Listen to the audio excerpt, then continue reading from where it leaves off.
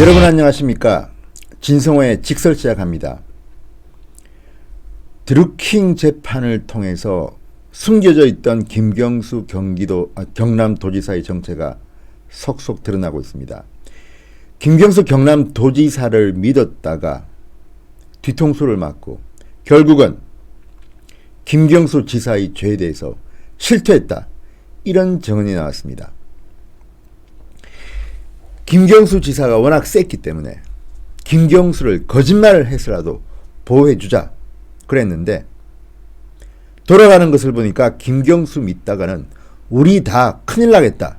그래서 결국은 김경수와의 공모 사실을 고백했다는 이런 취지의 증언입니다.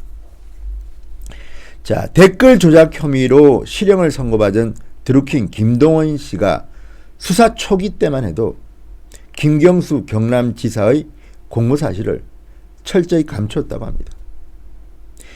논란이 처음 불거졌을 때만 해도 자신들을 도와줄 사람은 김경수밖에 없다. 그래서 모든 것을 우리가 덮어쓰자 그랬는데, 김경수 지사 측이 하는 모양을 보니까 이러다가 우리 죽겠다. 그래서 결국은 옥중 편지를 통해서 김경수 지사의 공모 사실을 풀었다는 겁니다. 자, 수사 중간에 마음이 바뀌게 된 계기를 틀어놓은 겁니다. 원래 드루킹 김 씨가 김동원 씨가 이끌었던 조직의 이름은 경제적 공준화 모임 경공모였습니다. 경제적 공준화 모임 경공모. 나중에 이름이 너무 어렵다 그래서 경인선으로 불렀다는 이야기도 있고 하지만 아무튼 그것은 지역적인 문제고, 이 경공모의 핵심적 멤버 윤모 변호사의 주장입니다. 이 경공모 모임에는 변호사도 있고 상당히 능력 있는 사람들이 있었던 것 같습니다. 그래서 이들의 꿈은 상당히 컸던 것 같습니다. 문재인 대통령이 오른팔이니까 문재인 후보가 당선만 되면 김경수 오른팔이 우리에게 새로운 삶을 선사할 것이다. 그래서 일본 총영사 센다이 총영사도 이런 거는 너무 작은 자리다, 더 큰 자리 달라, 이런 이야기들이 나와서 지금 실형을 선고받고 있지 않습니까? 그런 가운데 나온 윤모 변호사의 증언은 충격적입니다. 자, 지난주 말 금요일 날 서울고법 형사 2부 차문호 판사의 심리로 열린 김경수 지사의 항소심 공판에서 이런 증언이 나왔습니다. 자, 윤모 변호사는 이렇게 말합니다. 지난해 3월 산채 경공모의 파주 사무실을 말합니다. 산채 압수수색이 이루어졌을 때 김동원 드루킹은 김 지사 쪽에서 경공모를 제거하려 한다고 생각했다. 그래서 당시 너희들이 감당할 수 있겠느냐는 취지로 저항했다고 합니다. 김경수 지사 측이 필요할 때는 이용하더니 이제 논란이 되니까 경공모를 제거하려 한다고 생각했다는 겁니다. 이게 사실이라면 정말 의리도 없고, 아무튼 그러다가 드루킹 김 씨는 긴급 체포가 됩니다. 긴급 체포. 그리고 결국 다치는 것은 경공모밖에 없겠다 생각해서 무조건 김경수에게 빌어야 한다. 이렇게 드루킹 김동원 씨가 말했다고 합니다. 무조건 빌어야 한다. 김경수한테. 우리가 살려면. 그 과정에서 김경수와의 댓글 공모는 밝히지 않기로 했다고 합니다. 경공모 관련자들이. 그런데 상황은 변하기 시작했습니다. 3월달만 해도, 지난해 3월달만 해도 이렇게 경공모가 김경수를 거짓말을 했으라도 덮어줘야지 우리가 산다고 했는데, 상황이 나아지지 않자 지난해 5월 드루킹 김동원 씨는 조선일보에 옥중 편지를 보냅니다. 김동원 씨는 옥중 편지를 통해서 김경수 지사가 산채 방문해서 매크로 프로그램 시연을 받고 댓글 작업을 승인했다고 말했습니다. 윤 변호사는 김동원 드루킹이 옥중 편지를 보내기 전까지만 해도 구속된 경공모 회원들이 모든 책임을 짊어지기로 전략을 짰다고 합니다. 김경수는 불지 말자. 우리가 책임을 지자. 그러면 김경수가 우리를 구해줄 것이다. 이런 생각이었겠죠. 이날 공판에서 특검팀이 묻습니다. 사건 초기에 거짓말을 해서라도 김경수 지사의 연루 사실을 숨기려 한 것이냐. 윤 변호사는 그렇다고 대답했습니다.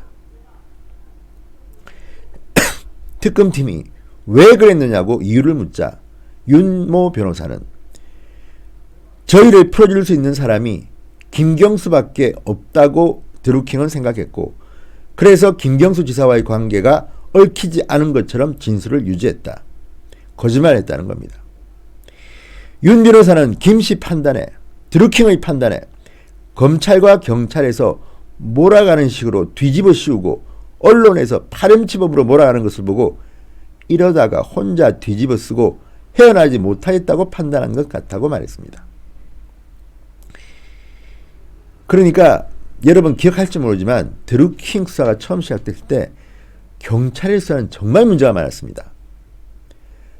경찰 수사의 ABC도 지키지 않고 김경수 감사기로 일관했습니다.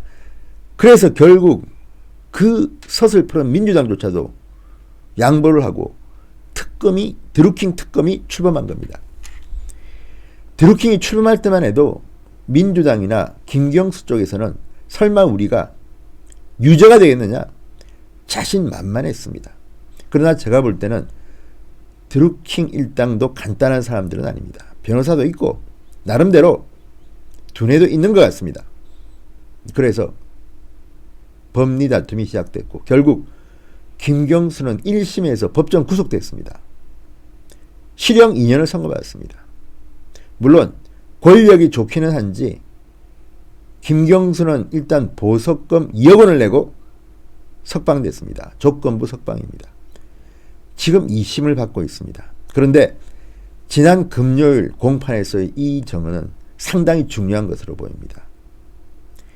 김경수는 지금 어마어마한 돈을 변호사비로 쓰고 있는 것 같습니다. 물론 그게 김경수 돈 많겠죠. 로펌이 5개가 붙었다. 변호사가 10명이다. 이런 말이 나옵니다. 무죄를 받기 위해서 지금 엄청난 돈과 인력을 동원하고 있습니다. 그런데 지난 금요일 공판의 분위기는 사뭇 달랐다고 합니다. 차문호 판사가 보석은 허가했지만 실제로 선고는 어떻게 할지는 두고 봐야겠습니다. 또 우리가 속을지 모르겠습니다. 차문호 판사는 그동안 유시민이 조카한테 1심 무죄를 깨고 3년형을 선고한 판사입니다.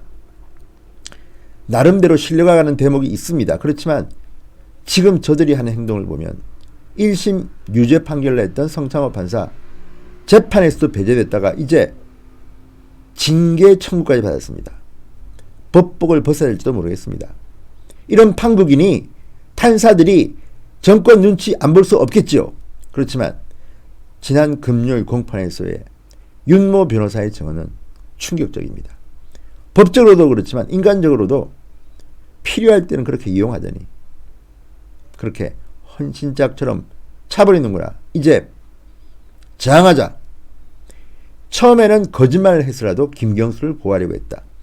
그렇지만 상황을 보니까 경찰 검찰이 우리만 몰아간다. 언론도 마찬가지다.